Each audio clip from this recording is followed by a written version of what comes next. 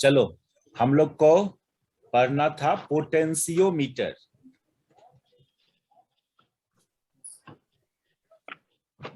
अच्छा, एगो क्वेश्चन कर रहे थे ना, जिसको बोले थे नेक्स्ट क्लास में बताएंगे।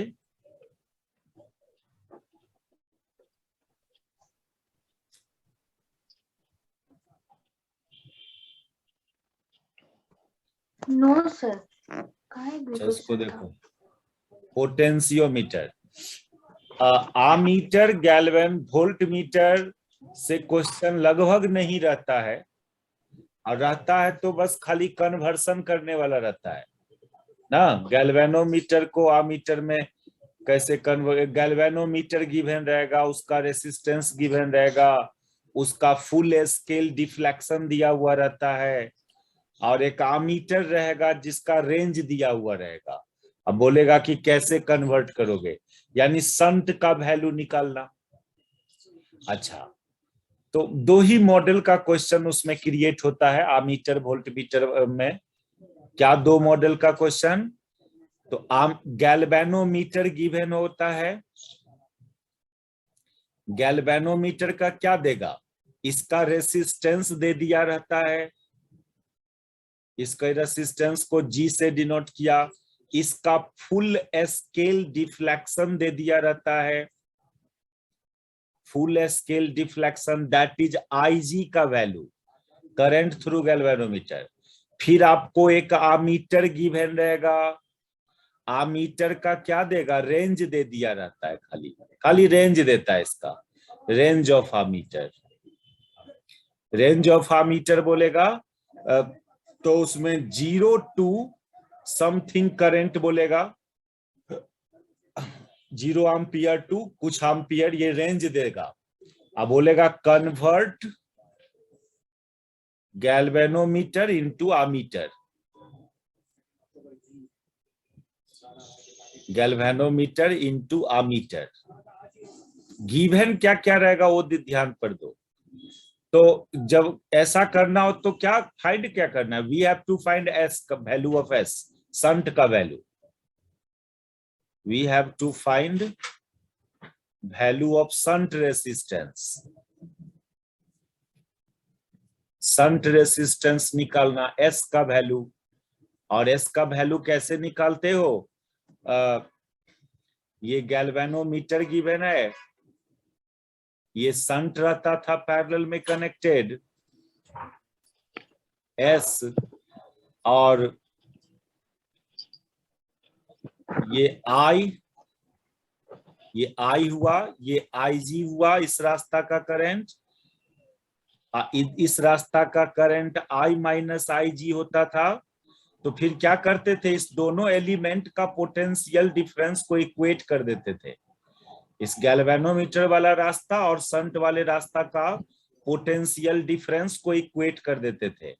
That is I minus IG into S equal to IG into G। बस यही एक रिलेशन है। तो जब कभी बोले कन्वर्ट गैल्वेनोमीटर इनटू अमीटर, तो संट का वैल्यू फाइंड करना। और गिवन क्या क्या रहेगा ये सब देखो। अच्छा, और यदि बोलता है कि वोल्ट मीटर में कैसे कन्वर्ट करोगे, तो यहां भी फिर आपको क्या क्या गिवन रहेगा? फिर आपको गैल्वेनोमीटर का रेसिस्टेंस गिवन रहेगा, रेसिस्टेंस ऑफ गैल्वेनोमीटर गिवन रहेगा, G, फिर full scale deflection, full scale deflection of galvanometer that is IG का वैल्यू गिवन रहेगा, और एक वोल्ट मीटर बोलेगा, वोल्ट मीटर का रेंज दिया हुआ रहेगा, range of volt meter, range. तो इसमें लिखा हुआ रहेगा something volt to 0 volt to something volt. तो बोलेगा कन्वर्सन करने गैल्वेनोमीटर का वोल्ट मीटर में, तो conversion of volt metre, sorry, galvanometer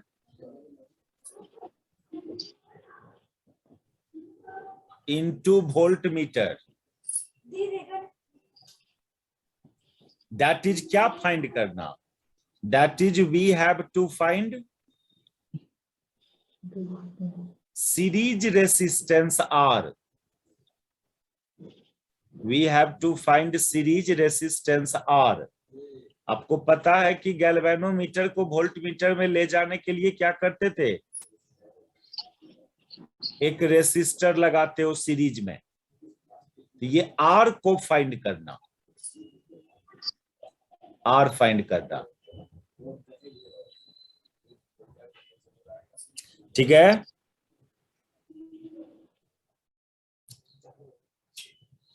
तो देखिए इसका वोल्ट दे देता है, यानी यहां से यहां के बीच का पोटेंशियल डिफरेंस, ये VA माइनस VB बराबर V, इसी को रेंज, ये रेंज ऑफ वोल्टमीटर बोलते हैं इसको रेंज ऑफ वोल्टमीटर। ये गिवन रहेगा, ये जो यहां पर दिया था, यहां जो बोला था range of voltmeter 0 volt to V volt, तो यही ये पूरा A से B के बीच का पोटेंशियल डिफरेंस दिया, वो वोल्टमीटर का रेंज दिया, मतलब इस पूरे इस सर्किट का ये ब्रांच का पोटेंशियल डिफरेंस दिया, यानी VA माइनस VB, इसी को बोलते हैं रेंज ऑफ वोल्टमीटर। इसी को ना शॉर्टली आप ऐसे लिखते हो, वोल्टमीटर का सिंबल ना। Yes sir. तो ये V जब गिवन है तो आपको R फाइंड करना है, IG गिवन है, इस रास्ता का करंट गिवन होता है IG, ये तो डायरेक्ट V बराबर क्या होगा, IG into G plus IG into R, यानी IG into R plus G। अब V गिवन ही है आपको, इससे कैपिटल R का वैल्यू निकल जाएगा, सीरीज रेसिस्टेंस निकल जाएगा।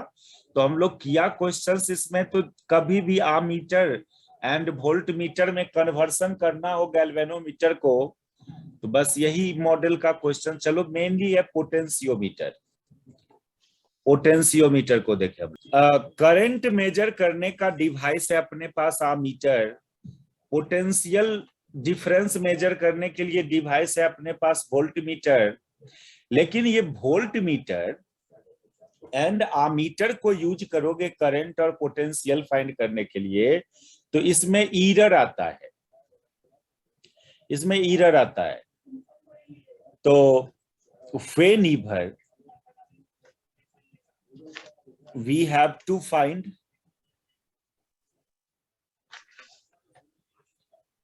current and potential difference using ammeter and voltmeter,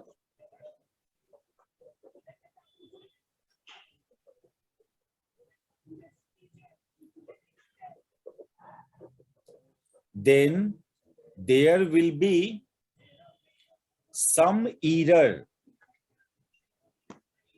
in measurement।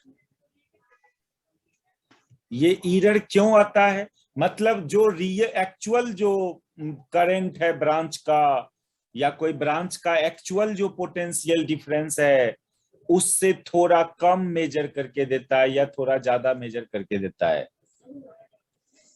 ये वोल्टमीटर और आमीटर, वोल्टमीटर थोड़ा ज्यादा मेजर करके देता है, आमीटर थोड़ा कम मेजर करके देता है करंट। ऐसा क्यों? क्योंकि ये डिवाइस जब कनेक्ट करते हो, हाँ बोलिए। गैल्वेनोमीटर का रेजिस्टेंस वो यूज कर लेता है करंट को। हाँ, इस डिवाइस में कुछ रेसिस्टेंस होता है, तो जिस भी किसी ब्रांच में कनेक्ट करते हो, उस ब्रांच का इक्विवेलेंट रेसिस्टेंस को ये चेंज कर देता है। या आप ऐसे बोलो, तो जब कनेक्ट करते हो इसको, तो ये डिवाइस थोड़ा सा करंट ले लेता है उस ब्रांच का, यानी उस ब्रांच का ओरिजिनल करंट को डिक्रीज कर देता है, इसलिए मेजरमेंट में थोड़ा एरर आता है। It is due to this instrument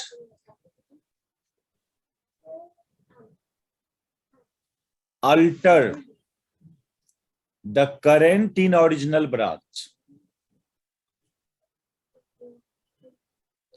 current in branch of circuit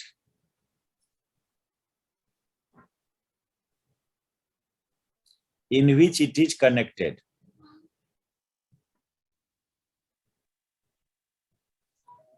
तो पोटेंशियोमीटर, पोटेंशियोमीटर से आप, अच्छा एक बात और, ये वोल्ट मीटर बहुत स्मॉल पोटेंशियल डिफरेंस को मेजर नहीं कर पाता है। ये आमीटर बहुत स्मॉल करंट के केस में उसका नीडल डिफ्लेक्ट नहीं होता है, डिटेक्ट नहीं कर पाएगा very small current and very small voltage. Also these instrument is not suitable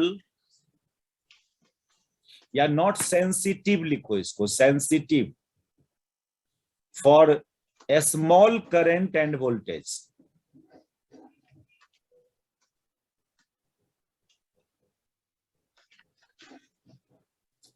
तो इसके लिए इसीलिए एक नया डिवाइस का खोज चल रहा था, तो लोग एक पोटेंशियोमीटर कंस्ट्रक्ट किया और ऐसा डिवाइस कंस्ट्रक्ट किया कि हाईली सेंसिटिव हो, स्मॉल करंट स्मॉल पोटेंशियल को भी वो डिटेक्ट कर दे।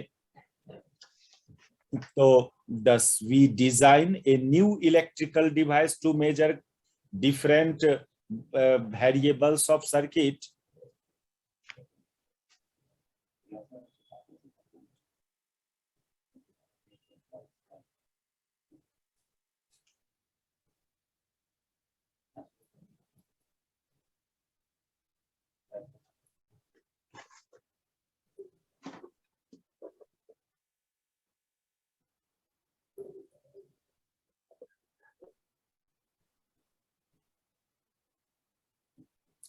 पैरामीटर्स ऑफ सर्किट, सर्किट का पैरामीटर मतलब क्या क्या, करंट, वोल्टेज,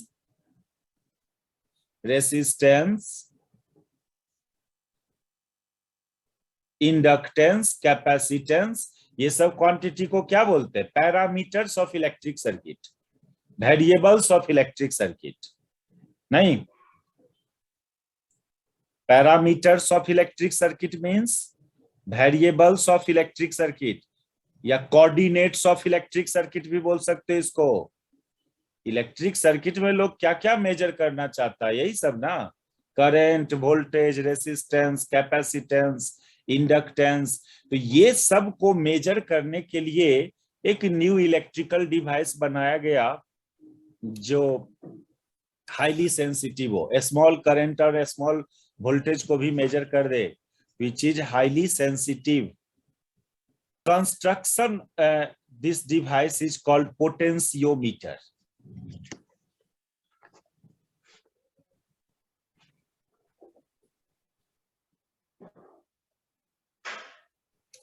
और पोटेंशियोमीटर का पहले कंस्ट्रक्शन की बात करें तो लगभग 1 मीटर का एक लंबा वायर होता है जो हर 10-10 सेंटीमीटर पर बेंड रहता है। ओरिजिनल कंस्ट्रक्शन की बात करते हो तो, यदि ओरिजिनल कंस्ट्रक्शन की बात करें तो 1 मीटर लंबा एक कंडक्टिंग वायर होता है, जिस वायर का रेसिस्टिविटी पता हो, एरिया ऑफ क्रॉस सेक्शन पता हो, और उसका हर 10-10 सेंटीमीटर पर वो बेंड किया हुआ रहता है ना, तो डिवाइस तो बहुत बड़ा हो जाएगा ना, उतना बड़ा नहीं होना चाहिए डिवाइस, इसलिए 10 सेंटीमीटर पर पोर्टेबल नहीं हो पाएगा वो। तो लेकिन हम लोग यूजुअली एक कंडक्टिंग वायर सिंपली दिखाएंगे। इस कंडक्टिंग वायर का resistivity, area of cross section और लेंथ तो कंफर्म है कि 1 मीटर होता है इसका, लेंथ इसका कंफर्म है कि 1 मीटर का लेंथ का लोगे। और इसको, इस वायर को एक नॉन ईएमएफ के बैटरी से कनेक्ट करके रखोगे, एक नॉन ईएमएफ का बैटरी, इस नन ईएमएफ के बैटरी को ई नॉट से डिनोट करो। हो सके तो यहाँ पर एक रेसिस्टेंस लगा सकते हो या नहीं भी लगा सकते हो। ओरिजिनल कंस्ट्रक्शन करेंगे तो एक रेसिस्टेंस डाल देते हैं, यहाँ पर एक रियोस्टेट ले लेते हैं और इसको इस वायर के दूसरे एंड से कनेक्ट कर देते हैं। लेकिन इतना कॉम्प्लिकेटेड आपको as a numerical point of view से ये सब काम नहीं करना है। आप ये सब छोड़ दो, ये सब रेसिस्टर को छोड़ दो। आप डायरेक्ट यहाँ पर क्या करो, इसको डायरेक्ट ही इसको कनेक्ट कर दो। लो, इस नन ईएमएफ को बोलते हैं स्टैंडर्ड सेल, और ये वायर ए बी को potentiometer wire.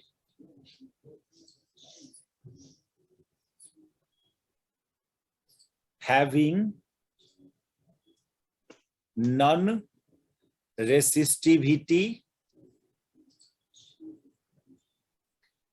and area of cross section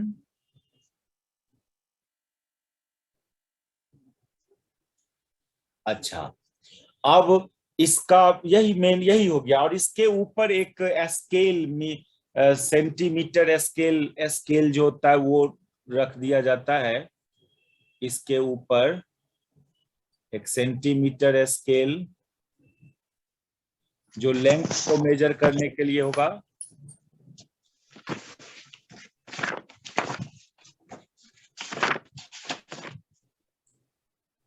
एक स्केल होता है मीटर स्केल। बस यही हो गया पोटेंशियोमीटर। अब इसको यूज कैसे करते हैं हम लोग, एप्लीकेशन मेनली देखना है, इसका एप्लीकेशन देखना है। तो एप्लीकेशन में तो मेनली इसको यूज करते हैं कोई बैटरी का ईएमएफ मेजर करने के लिए, कोई अननोन रेसिस्टर का रेसिस्टेंस मेजर करने के लिए, दो बैटरी का ईएमएफ को कंपेयर करने के लिए, बैटरी का इंटरनल रेसिस्टेंस मेजर करने के लिए, मेनली इसके लिए यूज किया जाता है। तो एप्लीकेशन में देखो,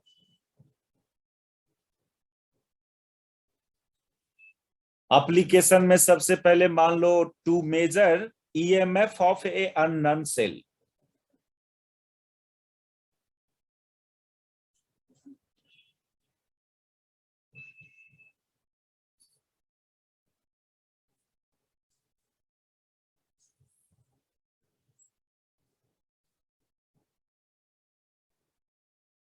तो जो भी कोई चीज का काम करना है, कोई अननोन सेल का ईएमएफ मेजर करना या इंटरनल रेसिस्टेंस या जो कुछ भी करना है, उसको क्या करना, उसको हम लोग प्राइमरी सेल्स बोलते हैं। इस सेल को प्राइमरी सेल, जिसको टेस्ट करने चलो, जिसका ईएमएफ मेजर करना है, उसको उसका मान लीजिए वो सेल ये है, ये वो सेल है, इस काम को ईएमएफ मेजर करना है। तो इसका पॉजिटिव टर्मिनल और ये स्टैंडर्ड सेल का पॉजिटिव टर्मिनल दोनों पोटेंशियोमीटर वायर का सेम एंड से कनेक्टेड होना चाहिए। ये एक जरूरी बात। The cell whose EMF is to be measured, the positive terminal of cell, उसको टेस्ट सेल भी बोल सकते हैं उसको, इसको टेस्ट सेल, जिसको टेस्टिंग करना है, जिसका ईएमएफ मेजर करना है, या बुक सब में प्राइमरी सेल भी बोलता है इसको। उसका पॉजिटिव टर्मिनल और स्टैंडर्ड सेल का जो पॉजिटिव टर्मिनल है, दोनों का पॉजिटिव टर्मिनल आपका इस पोटेंशियोमीटर वायर के सेम एंड से कनेक्ट और 0 सेंटीमीटर पर कनेक्टेड होना चाहिए। यहीं से लेंथ मेजर करेंगे, इसी एंड से लेंथ मेजर करना है। यहाँ 0 सेंटीमीटर इंडिकेटेड होना चाहिए स्केल में। तो ये एक नोट में करके ये जरूरी बात, the positive terminal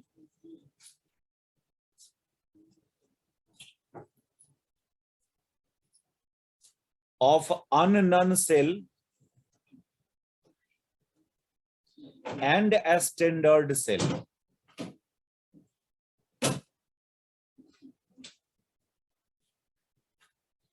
is connected with same end of potentiometer wire, same end यानी कहां पर 0 सेंटीमीटर पर। अच्छा, और इस अननोन सेल में एक गैल्वेनोमीटर कनेक्ट कर लेना, एक गैल्वेनोमीटर कनेक्ट कर लेना। इस गैल्वेनोमीटर को एक रियोस्टेट से इस वायर से स्लाइड करना, RH रियोस्टेट है ये, RH।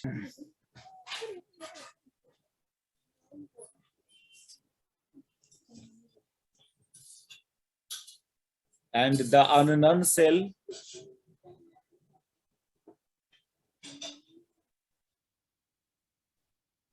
is connected with a galvanometer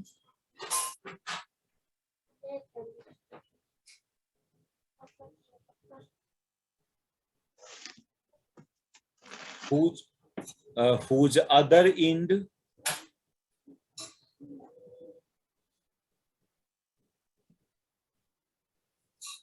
is in contact with potentiometer wire.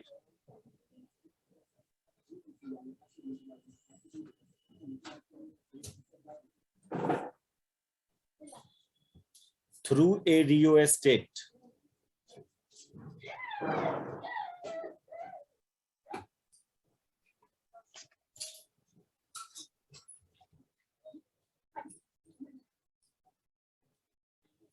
As shown in figure. सुनिए, तो ये अननोन सेल का ईएमएफ मेजर करना। सुनो, तो ये अननोन सेल का ईएमएफ, इस पोटेंशियोमीटर किस चीज पर वर्क करता है? ऐसा है कि ये जो पोटेंशियोमीटर वायर था AB, और आप इसको एक स्टैंडर्ड सेल से कनेक्ट किया हुआ था E0 से, इस वायर का अपना कुछ रेसिस्टेंस होगा, पोटेंशियोमीटर वायर का अपना कुछ रेसिस्टेंस होगा। कितना रेसिस्टेंस होगा? RAB को बोलेंगे रेसिस्टेंस ऑफ पोटेंशियोमीटर वायर। और ये तो रो L/A रेसिस्टिविटी पता होता है, इसका एरिया ऑफ क्रॉस सेक्शन पता होता है। ये एरिया ऑफ क्रॉस सेक्शन, अरे इंड का भी नाम ए ही दे दिया हम, इंड का भी नाम ए दे दिया, और इसका एरिया ऑफ क्रॉस सेक्शन इस वायर का, ये रेसिस्टेंस हुआ। और मान लो बैटरी कनेक्ट नहीं किए हो, अननोन सेल कनेक्ट नहीं किए हो आप, तो जब नहीं कनेक्ट किए हो अननोन सेल, तो इस समय आपके सर्किट में करंट होगा, एक करंट होगा सर्किट में, करंट थ्रू पोटेंशियोमीटर वायर।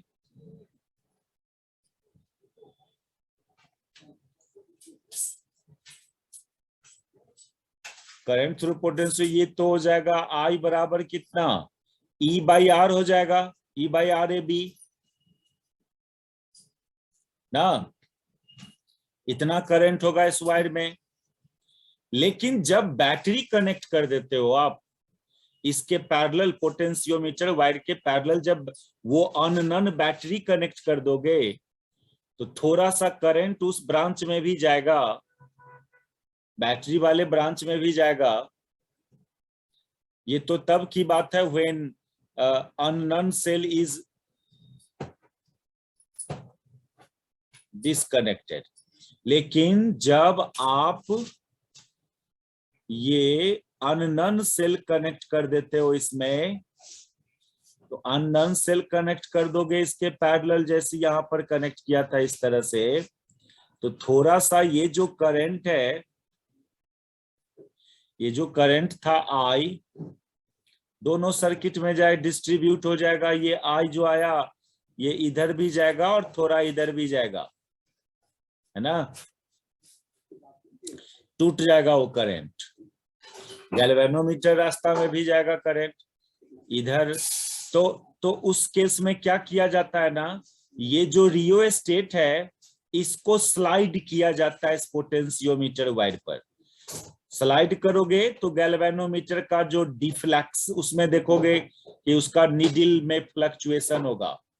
आप बैक एंड फोर्थ स्लाइड करोगे इस रियोस्टेट को इस वायर पर ऐसे ऐसे करोगे तो इसका नीडल डिफ्लेक्ट में आपको कभी आगे के डायरेक्शन में नीडल चला जाएगा, कभी पीछे चला जाएगा। ये सब क्यों होता है?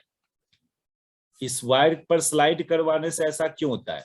इस वायर पर स्लाइड करवाओगे तो क्या होगा, इस बैटरी के अक्रॉस का जो टर्मिनल पोटेंशियल है, इसका नाम सी दे देते, इस पॉइंट का नाम।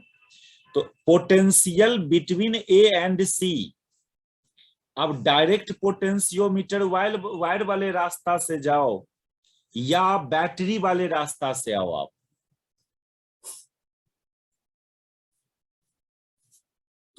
तो पॉइंट सी जब मूव करेगा इस वायर पर तो क्या होगा, इस गैल्वेनोमीटर का डिफ्लेक्शन में चेंजिंग आते रहेगा।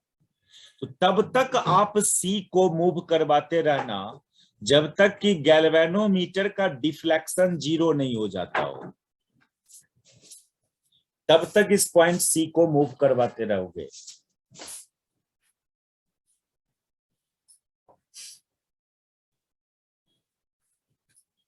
देखिए ये सब क्यों होता है, पोटेंशियल डिफरेंस जब तक इक्वेट नहीं हो जाए, ए और सी के बीच का पोटेंशियल डिफरेंस पोटेंशियोमीटर वायर वाले रास्ता के लॉन्ग और इस रास्ता के लॉन्ग जब तक डिफरेंट रहेगा तब तक इस रास्ता में करंट जाएगा। बैटरी वाले रास्ता में, बैटरी वाले ब्रांच में करंट तब तक जाएगा जब तक कि ए और सी के बीच का पोटेंशियल इक्वल नहीं हो जाता है दोनों पाथ के लॉन्ग, तब तक इस रास्ता में करंट जाएगा बैटरी वाले रास्ता में। और सी को मूव करवाते रहोगे, एक ऐसा पॉइंट आएगा जहां पर गैल्वेनोमीटर का डिफ्लेक्शन 0, मतलब गैल्वेनोमीटर वाले रास्ता में करंट नहीं जा रहा है। उस समय क्यों नहीं जा रहा है, तो शायद इस बैटरी के इंड का पोटेंशियल डिफरेंस और ए और सी के बीच का पोटेंशियल डिफरेंस इक्वल हो गया होगा। बैटरी वाले रास्ता में कब करंट नहीं होता है, जब बैटरी का टर्मिनल पोटेंशियल बैटरी के ईएमएफ के बराबर होगा तब ना। ये चीज पीछे देखे हम लोग, मान लो ये एक रेसिस्टर है और ये एक बैटरी है, तो रेसिस्टर के इंड का पोटेंशियल डिफरेंस यानी VA माइनस VB ये बैटरी के ईएमएफ के बराबर हो जाएगा, तो सर्किट में करंट नहीं होगा, 0 करंट होगा ना उस समय, नहीं। तब बैटरी करंट डिलीवर नहीं करता है। बैटरी को जिस एलिमेंट से आप कनेक्ट किए हो, अभी ए एंड सी नाम दे दो इसका, तो बैटरी वाले रास्ता में करंट 0 तब होगा जब बैटरी को जिस टर्मिनल से ज्वाइन किए हो उसके बीच का पोटेंशियल यानी VA माइनस VC बैटरी के ईएमएफ के बराबर हो जाएगा। If VA minus VC is equal to EMF of cell, then current through the branch current through galvanometer will be 0, यानी इस ब्रांच में करंट नहीं होगा। याद आ रहा है ना ये कंसेप्ट? Yes sir. और कोई? Yes sir.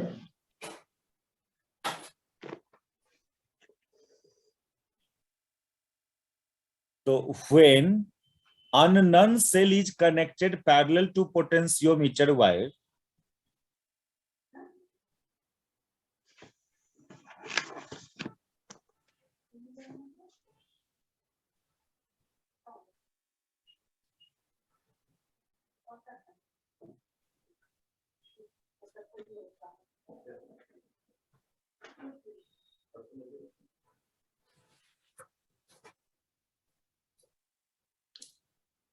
देन से ई नॉट से करंट आ रहा है ना।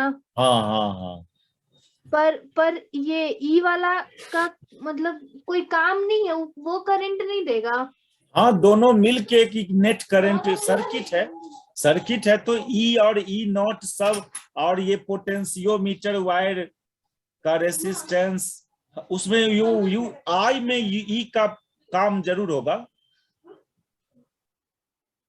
हम सुनो यहां पर देखो, ये जो करंट लिखे हैं, ये करंट का फॉर्मूला, ये तो तब लिखे हैं ना जब ये इस सर्किट के लिए लिखे हैं ना, जब आप ये अननोन सेल कनेक्ट नहीं किए हो तब के लिए ना है ये फॉर्मूला। हाँ सर। लेकिन जब अननोन सेल कनेक्ट कर दिया तो अभी इस सर्किट का जो आई होगा, ये आई को इतना नहीं लिख सकते हो, इतना के बराबर नहीं लिख सकते हो आप, क्या समझे? वो आई हाँ। इस सर्किट का आई इतना नहीं होगा। हाँ क्योंकि ये भी बैटरी तो आ गया ना, इस हाँ बैटरी सर। हाँ ये भी बैटरी ना नेट करंट आप दोनों जगह आई लिखे थे तो हमको लगा कि अच्छा, दोनों जगह आई ही। नहीं, ये करंट का फॉर्मूला इस सर्किट के लिए है, जब आप अननोन सेल कनेक्ट नहीं किए हो तब। हाँ सर समझ गया। लेकिन इस करंट में इस सर्किट के करंट में इस बैटरी का भी बैटरी पार्टिसिपेट कर रहा होगा। आप सुनो तो वही तो क्वेश्चन आएगा उसमें, नेट करंट तो हम लोग ये दोनों ही का निकाल के देंगे ना। ये आई जो है वो आई नेट है। आपको सुनो, आप लोग अभी हम दिखा रहे हैं ये जो करंट, उसमें बोल रहे हैं कि ये इसमें ई नॉट और ई दोनों का कंबाइंड करंट है ये, ठीक है। हाँ सर, आई नेट है वो, आई नेट करंट है ये। हाँ सर। लेकिन जरूरत नहीं पड़ेगा आपको आई को निकालने का, आई अभी थोड़ा सा और आगे चलने दो तो वो प्रॉब्लम आपका दूर हो जाएगा। अभी तो बोल रहे हैं कि इस आई में ई नॉट और ई दोनों इन्वॉल्व हुआ है, लेकिन अभी हम बैलेंस करने जा रहे हैं, हम सी को स्लाइड करवाने जा रहे हैं। तब तक स्लाइड करवाएंगे सी को जब तक कि इस रास्ता का करंट 0 नहीं हो जाए, इस रास्ता का करंट तब तक जब इस रास्ता का करंट 0 हो जाएगा, इस रास्ता का करंट जब 0 हो जाएगा ना, तब ये जो उस समय का जो आई होगा वो मेनली खाली इसी बैटरी का होगा तब। क्या आप जानते हैं हम लोग कि कोई सर्किट में जिस ब्रांच में करंट नहीं हो उस ब्रांच का बैटरी रेसिस्टर का यूज भी नहीं होता है करंट फाइंड करने में। तो देखो जब हम लोग तो कुछ करंट क्या हुआ, ये जो करंट आई था उसमें से कुछ करंट गए ये बैटरी वाले रास्ता में गया, जिस करंट को आप देख सकते हो इस गैल्वेनोमीटर के डिफ्लेक्शन से देख सकते हो इस रास्ता में करंट आया। सो नाउ इसको जॉकी भी बोलते हैं, रियोस्टेट का इस पॉइंट को जॉकी भी बोला जाता है। Now point position of point C is changed, या नाउ point C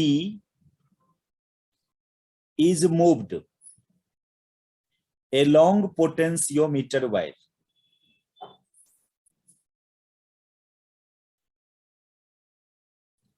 until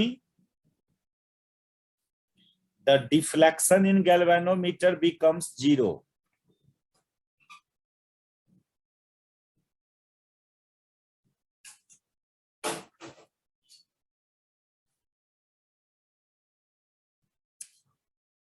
जब डिफ्लेक्शन गैल्वेनोमीटर का 0 हो जाएगा तो क्या होगा तब, दैट इज इस ब्रांच में करंट नहीं जा रहा है,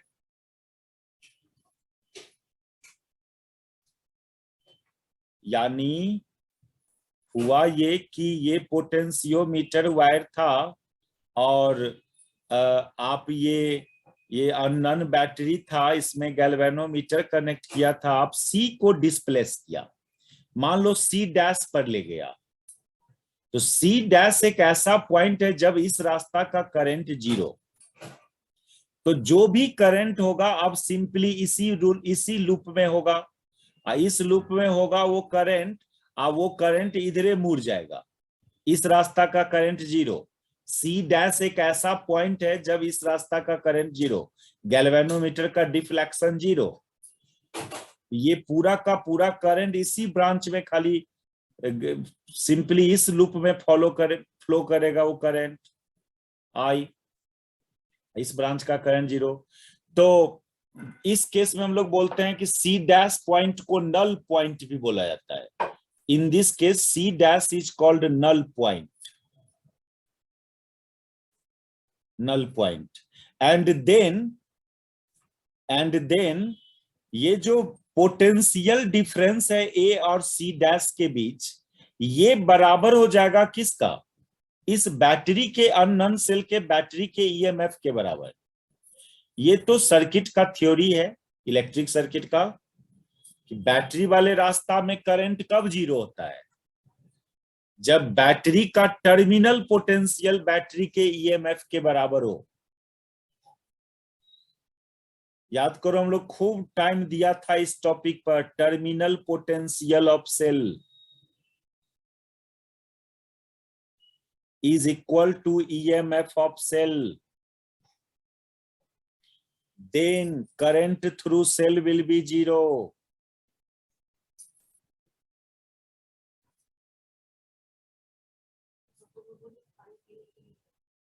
Current through cell will be 0। यानी आप अपने बैटरी को जिस इंड से कनेक्ट किया उस इंड का पोटेंशियल जब बैटरी के ईएमएफ के बराबर हो जाएगा, यानी ए और सी डैश का पोटेंशियल डिफरेंस ईएमएफ के, तो फिर इस रास्ता। तो अब बताओ, अब इस समय जो करंट होगा आपके सर्किट में, इस करंट में फिर इस अननोन बैटरी का कोई यूज नहीं होगा, तब ऊपरे वाले बैटरी का यूज होगा।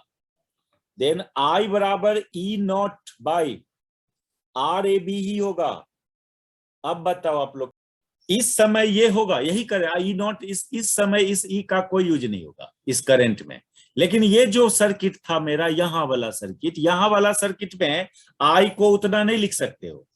इस सर्किट में जो आई दिखा रहे हैं वो आई हमारा E naught by R A B के बराबर नहीं है, क्योंकि इस समय इस रास्ता में भी करंट गया है, ये बैटरी भी यूज हो रहा होगा नेट करंट प्रोड्यूस करने में। ठीक है, लेकिन यहां पर इस सर्किट में जो आई देख रहे हो, वो आई में इस बैटरी का कोई यूज नहीं, क्योंकि इस रास्ता में कोई करंट ही नहीं है। ओपन सर्किट बोलते हैं इसको, जिस रास्ता में करंट नहीं हो उस ब्रांच को ओपन बोला जाता है। तो VAB ये मेन चीज है यहाँ। VA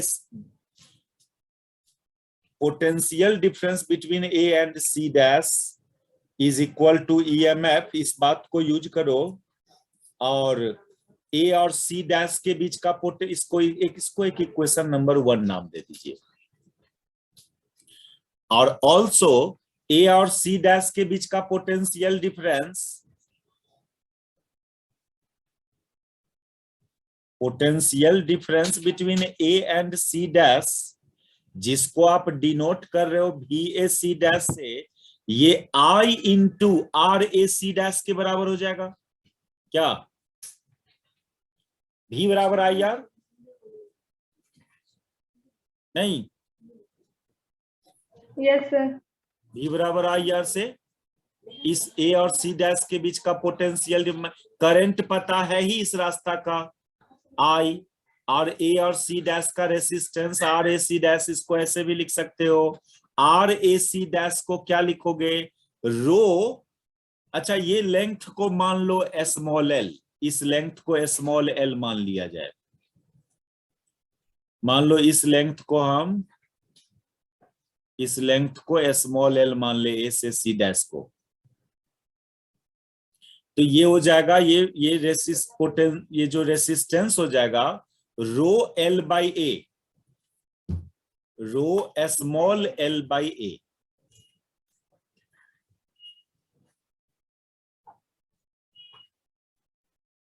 ठीक है, यहाँ स्मॉल एल क्या हो गया, length between A and C dash, A C dash equal to L, AC dash equal to L, let AC dash equal to L. तो resistance between A and C dash बराबर रो L by A, ये हो गया। और ये EMF के बराबर है,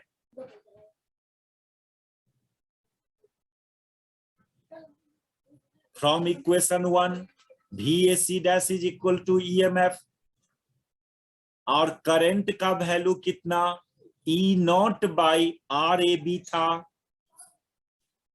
into rho small L by A. RAB का वैल्यू कितना था, RAB का value rho capital L by A into rho small L by A. ये rho by A cancel, that is ये जो EMF आ रहा है और नन सेल का EMF जो आ रहा है वो E not into small L by capital L, या आप इसको ऐसे भी बोल सकते हो E naught by L into small L. अब बताओ, इस फॉर्मूला को यूज करके आप नन सेल का EMF मेजर कर लेंगे। यानी देखिए इसमें सब कुछ क्या है कि वो स्टैंडर्ड सेल का EMF गिवन होगा, स्टैंडर्ड सेल का EMF, यानी जो नन सेल कनेक्ट किया उसका EMF directly proportional to L। अब जितना ज्यादा EMF होगा उस नन सेल का बैलेंस पॉइंट का दूरी उतने ज्यादा होगा। जितना स्ट्रॉन्ग EMF का बैटरी कनेक्ट करोगे पोटेंशियोमीटर के साथ, बैलेंसिंग पॉइंट का जो लेंथ है वो भी उतना ही ज्यादा आएगा। अब दो EMF का कंपैरिजन कैसे करोगे, दो अननोन EMF का comparison, comparing EMF of two unknown cell. Topic बनाओ, comparing EMF of two unknown cell.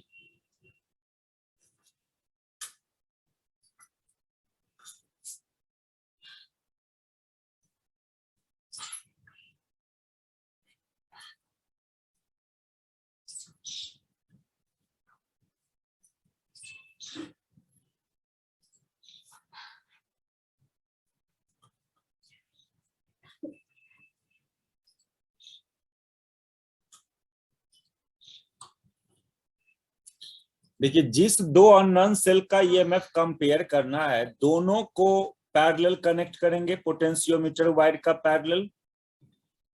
और एक चीज तो कंफर्म है कि दोनों अननोन सेल का पॉजिटिव टर्मिनल, स्टैंडर्ड सेल का पॉजिटिव टर्मिनल सब एक साथ कनेक्टेड हो।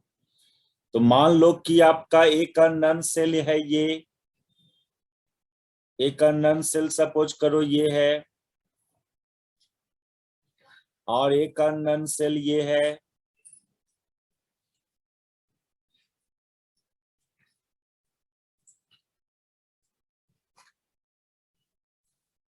ये दो अननोन सेल है, इसका EMF मान लीजिए E1 E2, एगो स्विच के साथ कनेक्ट कर लेना। थोड़ा सा रुक जाओ, स्विच के साथ कनेक्ट करना है इसको।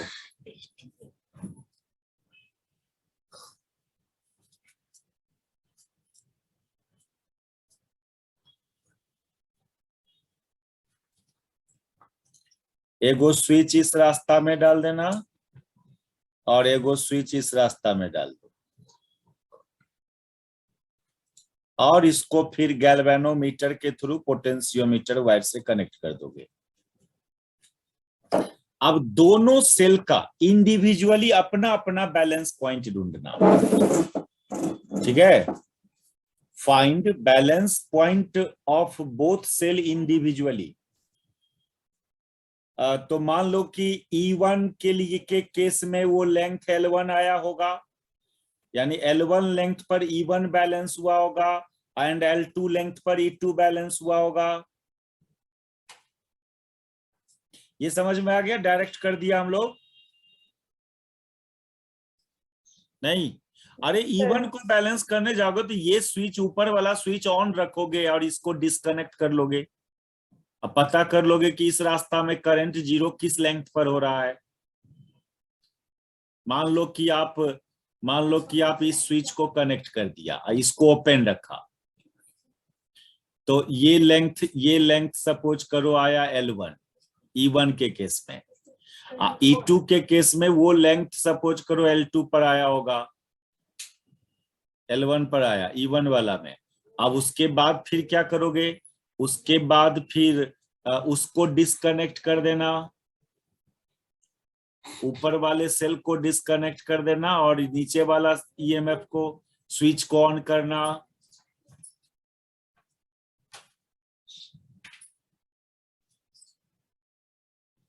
इसको डिस्कनेक्ट कर दो और इसको ऑन कर लो।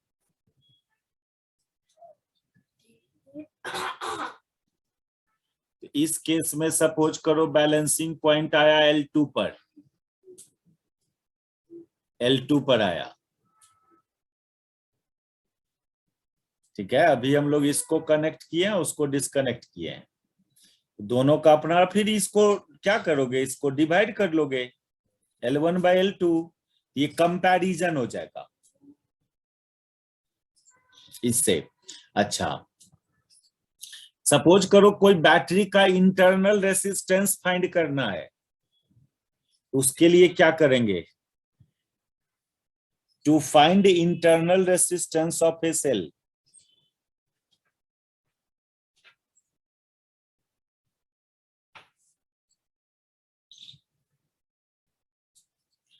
तो कोई भी टेस्ट सेल, चाहे उस सेल का EMF निकालना, उसका इंटरनल रेसिस्टेंस निकालना, तो सबको उस पोटेंशियोमीटर वायर के पैरेलल ही कनेक्ट करना है। कनेक्शन एकदम सिमिलर है हर केस में।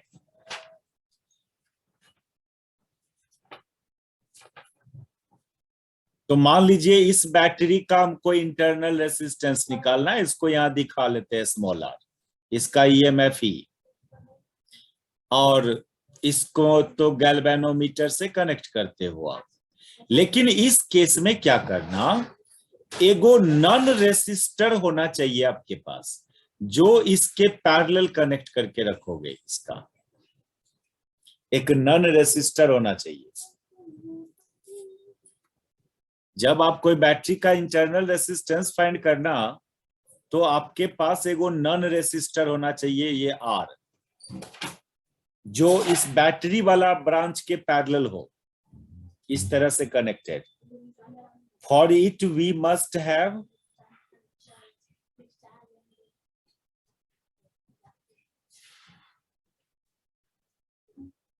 a resistor, non-resistor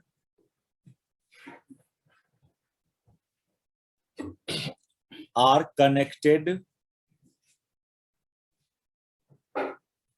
as shown in figure।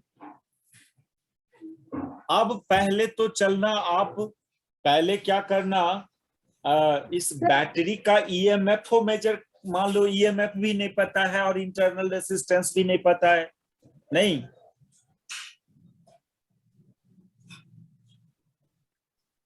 क्या? Yes sir. हाँ, इस कैपिटल R का क्या सिग्निफिकेंस होगा यहाँ पे? देखिए दो गो वेरिएबल है आपके पास, EMF भी और स्मॉल r भी, वही तो मैथमेटिकली पता चल जाएगा उसका, इसका सिग्निफिकेंस मैथमेटिकली पता चल जाएगा आपको। हमको सपोज करो ये पॉइंट का नाम हम AB डाल दें, AB तो ये है, इसको C डाल दें, इस पॉइंट का नाम MN डाल दें, MN, ठीक है, MN। तो क्या होगा ना, जब आप बैलेंस पॉइंट पर रहोगे, गैल्वेनोमीटर में डिफ्लेक्शन जब 0 रहेगा, तो क्लियरली क्या होगा कि करंट, ये इस सर्किट का करंट, देखो इसमें जो करंट है, इस सर्किट में ये करंट नहीं टूटेगा, ये डायरेक्ट इधर भाग जाएगा आपका, ये करंट नहीं टूटेगा, यदि ये बैलेंस पॉइंट है तो ये करंट जो होता है इस सर्किट का डायरेक्ट इधर मुड़ जाता है AB की तरफ। लेकिन उस समय इस रास्ता में करंट फ्लो कर रहा होता है, इस लूप में करंट फ्लो कर रहा होता है। उस समय एगो लूप डाल दिया रेसिस्टर लगा के, भले ही गैल्वेनोमीटर का डिफ्लेक्शन है 0, और जब गैल्वेनोमीटर का डिफ्लेक्शन 0, ये जो मेन करंट है I वो नहीं टूटेगा। यहां पर पॉइंट A पर उसका डिवीजन नहीं होगा उस करंट का, इस I का डायरेक्ट इधर चला जाएगा। यदि पॉइंट C नल पॉइंट है तो, यदि नल पॉइंट है ये तो एट दैट इंस्टेंट अभी भी इसमें करंट एग्जिस्ट कर रहा है, इस लूप में करंट एग्जिस्ट कर रहा है,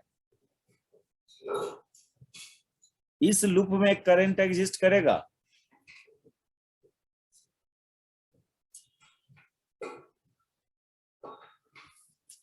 क्या होगा कि नहीं होगा? सर एक बार करंट का डायरेक्शन बता दीजिए ना, ये नीचे वाले लूप में। ऐसे बैटरी है ना, ये बैटरी का टर्मिनल देखो ना, left side positive terminal, right side, तो ये आएगा आपका एंटी क्लॉकवाइज सेंस में करंट का। तो एरो हम दिखाइए रहे हैं, यहाँ देखो एरो। सर तो A और N भी तो कनेक्टेड उस जगह कनेक्ट किए हुए हैं ना? क्या कनेक्ट किया? N A और N सर। A और N कहाँ कनेक्टेड है? ये लूप इंडिपेंडेंट लूप हो गया।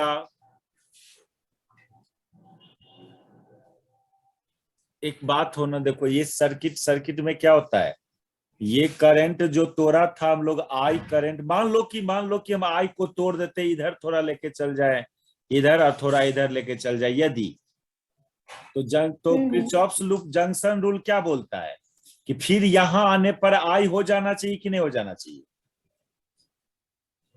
हाँ, I हो जाना चाहिए यहां पर।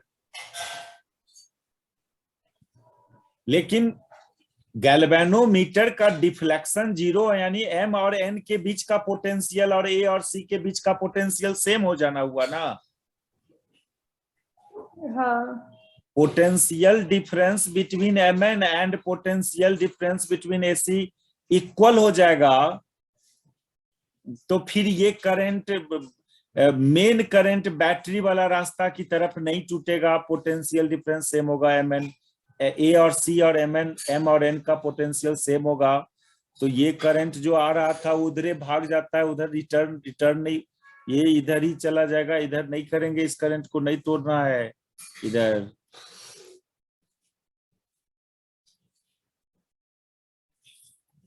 फिर से समझो, फिर से हम फिगर बना के दिखाते हैं एक बार आप सब। रुको दूसरा फिगर बनाते हैं तब समझो अब फिर से। ये पोटेंशियोमीटर वायर है, ठीक है। आप यहां पर सपोज करो ये बैटरी लगाया, ये इंटरनल रेसिस्टेंस है, ये गैल्वेनोमीटर है, ये ऐसा है। इधर से करंट आ रहा था, मेन बैटरी से करंट आ रहा था I, ये पॉइंट A है, ये पॉइंट B है, ये लो C पॉइंट है, और C मान लो नल पॉइंट है। अब बताओ आप, जब ये C नल पॉइंट था तो ये जो करंट आ रहा है I, ये इधर नहीं जाएगा ना, इधर चला जाएगा ना? इतना पहले बताइए। हाँ सर। क्योंकि A और C का पोटेंशियल और M और N का पोटेंशियल दोनों क्या होगा? सेम होगा, सेम हो जाएगा। ठीक है। अभी इधर वाला सर्किट आप समझ रहे हो, ये बैटरी है E0, यहां तक में तो नहीं कोई दिक्कत। यदि C नल पॉइंट है तो ये जो मेन करंट है I इधर रिटर्न हो जाएगा AB की तरफ, इस Mn की तरफ नहीं जाएगा ना? हाँ सर, नहीं जाएगा। इस समय क्या हुआ, इस समय VAC इक्वल टू क्या, V mn। ठीक, अब एक बात बताइए आप, इसके पैरेलल जब हम एक रेसिस्टर लगा दें m और n के पैरेलल,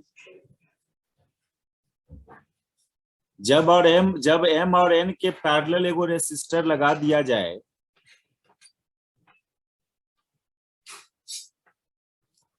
तो बैलेंस पॉइंट में कोई चेंजिंग नहीं होगा, वहीं पर रहेगा बैलेंस पॉइंट अभी भी।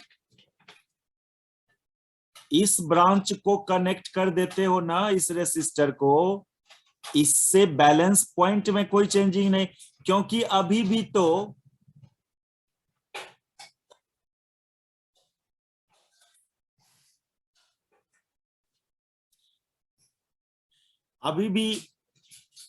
पॉइंट तो हमने चेंज किया ना, m और n तो चेंज नहीं किया ना, वही पॉइंट है।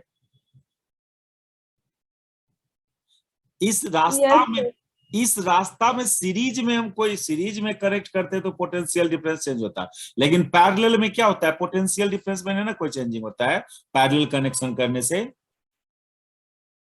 बताइए, आप इस रेसिस्टर को पैरेलल में कनेक्ट कर रहे हो ना, आप पैरेलल कनेक्शन से पोटेंशियल डिफरेंस में कोई चेंजिंग नहीं होता है, नहीं। अभी भी Vm माइनस Va रहेगा, समझा?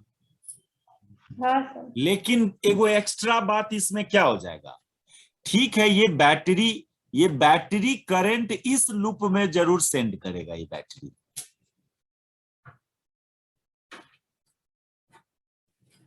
इस लूप में करंट होगा, और ये जो स्टैंडर्ड सेल जो करंट भेज रहा था, वो करंट अभी भी वो अपना इधर जो मुड़ उड़ रहा था वो सब वही होगा उसका। लेकिन इस रेसिस्टर को पैरेलल कनेक्ट कर देने से अब बैटरी वाले रास्ता में करंट है, लेकिन वो मेन करंट नहीं है आपका, चूंकि एक लूप बना यहाँ क्लोज्ड लूप, वो करंट है। इस करंट को आप एक काम करो ना, अभी हम मेन करंट को I0 से डिनोट कर दें, इस रास्ता वाले करंट को I से डिनोट कर दें, तो हमारा ये external resistor capital R balance point को कोई चेंजिंग नहीं करता है, बस खाली चेंजिंग ये करता है कि बैटरी वाले रास्ता में एक करंट एग्जिस्ट करने लगता है, एक लूप, कंप्लीट लूप बना दिया।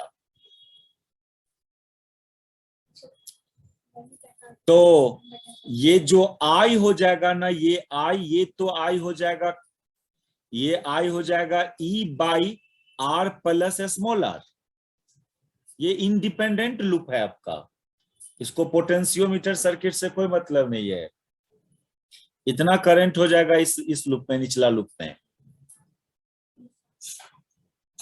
तो M और N के बीच का potential difference I into R के बराबर हो सकता है ना?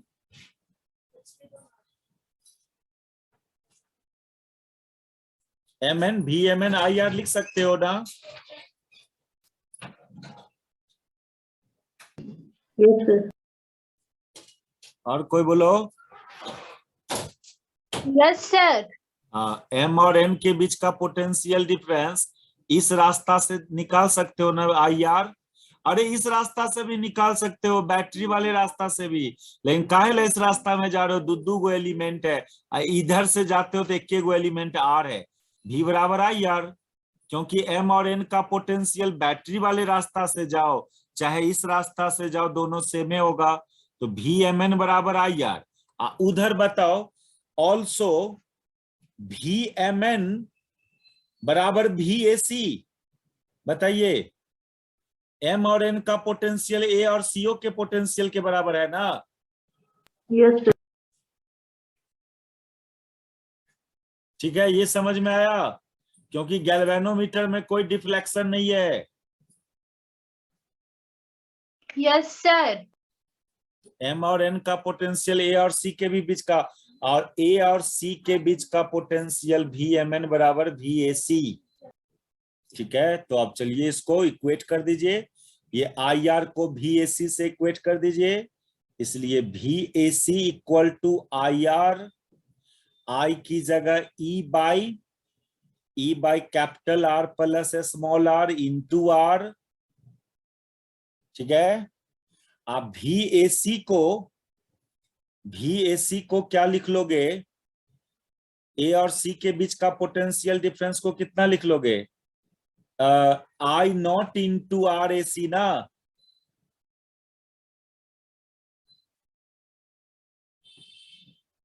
नहीं, अरे A और C का बीच का potential I Yes, not sir. Into RAC, और I नॉट इंटू RAC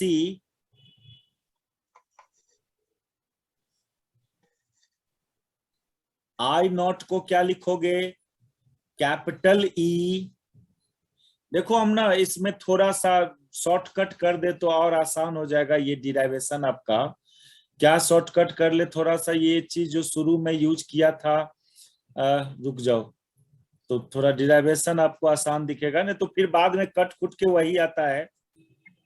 हमको इस बैटरी का ईएमएफ भी नहीं पता था और इंटरनल रेसिस्टेंस भी नहीं पता था। तो ईएमएफ तो हम मेजर करना सिखाया था आपको। ईएमएफ मेजर करने के लिए क्या आया था फाइनल फार्मूला बताओ तो, ये ई नॉट बाई कितना, capital L into small L आया था ना।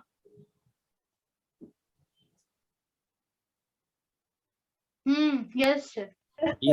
हाँ, इधर आई नॉट आर ए सी है, आई नॉट को भी लिखोगे आप E naught by R, E naught by R A B into R A C, ये लिख दिया यहाँ।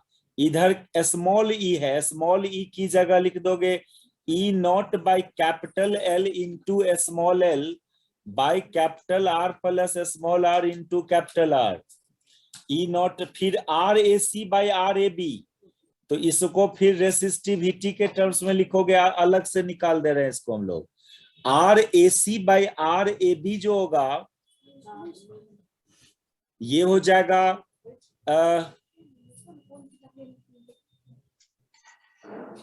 सुनो एक बात, यहाँ L1 लिखना, स्मॉल ई के केस में यहाँ L1 लिखना।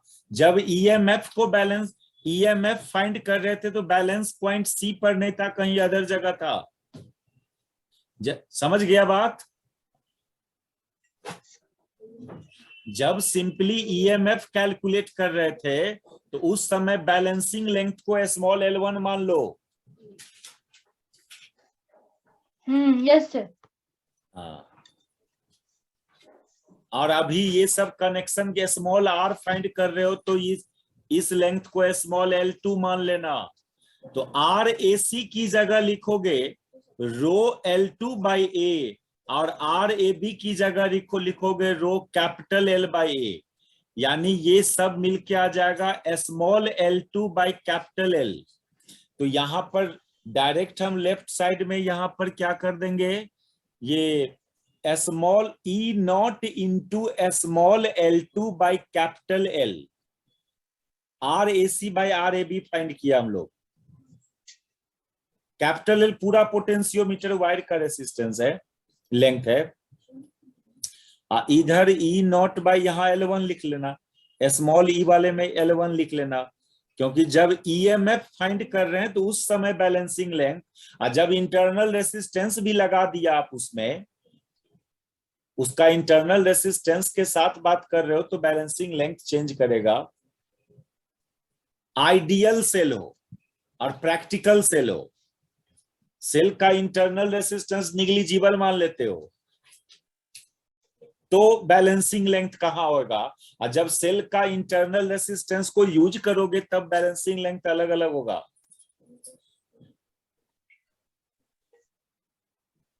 तो ये E naught L1 by R plus small R into capital L into ये कैपिटल एल सबको भी काट दो, ई नॉट को काट दो, दैट इज ये आ रहा है आपको L1 by L2 equal to capital R plus small R by capital are.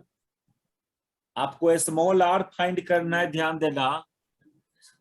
तो स्मॉल आर फाइंड करना है तो इसको क्या लिख लेंगे हम लोग यहाँ पर, L1 by L2 equal to 1 plus small R by capital R, यानी small R by capital R equal to L1 by L2 minus 1, that is a small r equal to L1 by L2 minus 1 into capital R। ये वो final expression है जहां पर L1 क्या है, EMF का balancing length है without internal resistance, जब EMF को बैलेंस किया था।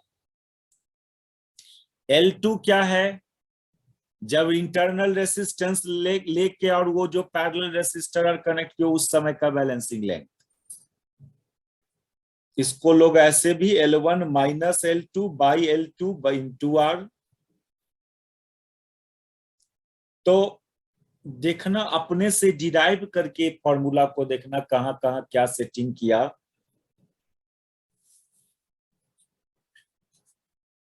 बताओ डिराइवेशन कितना को समझ में आया? ये थोड़ा डायरेक्ट लिख लिया हम। ये फॉर्मूला को EMF फाइंड, ये पीछे फाइंड किए थे इस फॉर्मूला को। EMF जब फाइंड करना होगा तो E naught by L in capital L into small L1। इसको K भी देखिए, और थोड़ा सा डिराइवेशन को आसान बनाना होता EMF को K इंटू L1 लिख लेते। इस E नॉट बाय L को K लिख सकते हो आप, एक कांस्टेंट टर्म है ये K इंटू L1। तो है कैपिटल एक्सटर्नल रेसिस्टर का यूज। ये L1 हुआ किस समय का लेंथ, जब आप सिंपली वो EMF कंसीडर किए थे, उसका इंटरनल रेसिस्टेंस निग्लिजिबल मान के जब काम किए थे। ये सिर्फ बैटरी लिया, उसका इंटरनल रेसिस्टेंस कंसीडर नहीं किया, उस समय का लेंथ था ये L1। और फिर L2 कौन लेंथ है, L2 कौन लेंथ है जब आप उस बैटरी के साथ उसका इंटरनल रेसिस्टेंस को भी यूज किया, तब का बैलेंसिंग लेंथ चला गया कहां पर, ये L2। ठीक है, हाँ ये ध्यान रखना। L1 उस समय का है जब इंटरनल रेसिस्टेंस नहीं था, तब बैलेंसिंग पॉइंट का ये दूरी है A से। L1 क्या है, जब आप बैटरी को का इंटरनल रेसिस्टेंस यूज नहीं किए हो, सिंपली बैटरी का EMF मेजर करने के लिए बैलेंसिंग लेंथ फाइंड किया था, तो ये बैलेंसिंग लेंथ L1 है। और L2 कौन लेंथ है इस फॉर्मूला में, जब आप बैटरी के साथ उसका इंटरनल रेसिस्टेंस भी लिए हो। सुनो, यहां पर एगो कंफ्यूजन से बचना आप। यदि ये रेसिस्टर हम नहीं कनेक्ट करते पैरेलल में, ये रेसिस्टर यदि पैरेलल में नहीं कनेक्ट करें हम, तब भी बैलेंसिंग लेंथ L2A होगा। रुक जाइए पर देखो इसको क्या बोल रहे हैं। ये जो बैटरी है, इसका इंटरनल रेसिस्टेंस लेके कनेक्ट किया इस पोटेंशियोमीटर वायर में, तब बैलेंसिंग लेंथ L2। और यहां L1 कब है, जब इंटरनल रेसिस्टेंस नहीं लिए हो। ठीक, और यदि हम लोग इस पोटेंशियोमीटर वायर में इस बैटरी को कनेक्ट करें इंटरनल रेसिस्टेंस के साथ, और साथ साथ ये पैरेलल रेसिस्टर भी यदि लगा दे, तब भी बैलेंसिंग लेंथ में कोई चेंजिंग नहीं, अभी भी L2A रहेगा। ये रेसिस्टर आके पोटेंशियल डिफरेंस को थोड़ी डिस्टर्ब करेगा, ये तो पैरेलल में कनेक्ट हो रहा है M और N के क्रॉस।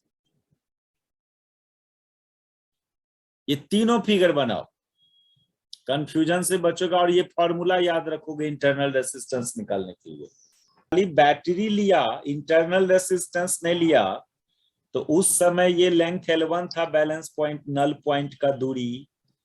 जब इंटरनल रेसिस्टेंस लिया तो L2 है।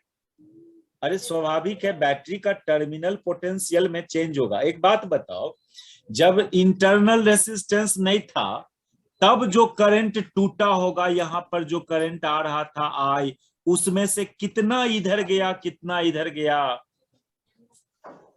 और जब इंटरनल रेसिस्टेंस ले लोगे तब भी क्या उतने करंट इस रास्ता में जाएगा? बताइए तो।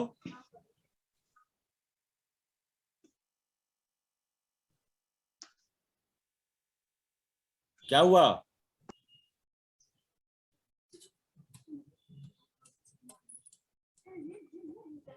हम ये बोल रहे हैं ना कि आप अकेले बैटरी को लिया, मान लो ये पॉइंट नल पॉइंट नहीं है, ये पॉइंट अभी नल पॉइंट नहीं है, ध्यान देना। तो नल पॉइंट जब नहीं होगा वो, तो ये मेन करंट आई टूटेगा ना, इसमें इधर इधर जाएगा, ठीक है। अच्छा, और जब हम लोग बैटरी के साथ उसका इंटरनल रेसिस्टेंस लेंगे तब ये मेन करंट उस समय भी मान लो ये भी पॉइंट अभी नल पॉइंट नहीं है, तो अभी भी टूटेगा ये मेन करंट। तो क्या दोनों केस में ये करंट का वैल्यू सेम होगा क्या? यहाँ का I1 मान लो, यहाँ का I2 मान लो, ये सेम होगा I1 I2 क्या? नहीं सेम होगा। जब ये करंट सेम नहीं है तो इस ब्रांच का पोटेंशियल को इक्वेट करने के लिए लेंथ भी अलग अलग आएगा कि नहीं आएगा यहाँ? नहीं, समझ रहे हो? Yes sir. ये नल पॉइंट है, यहां पर ये करंट 0 होता है, इससे पीछे रहोगे तो करंट 0 नहीं होगा। तो जरूरी है इंटरनल रेसिस्टेंस लग जाएगा तो बैलेंस पॉइंट चेंज करेगा, क्योंकि करंट अलग अलग अमाउंट का टूटता है मेन करंट में से।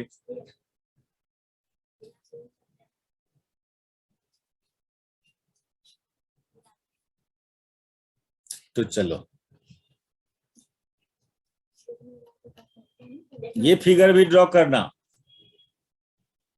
अब मेन करंट को तोड़ो और इसमें खाली लिख देना it is not balance point, इसलिए मेन करंट को तोड़ रहे हो आप।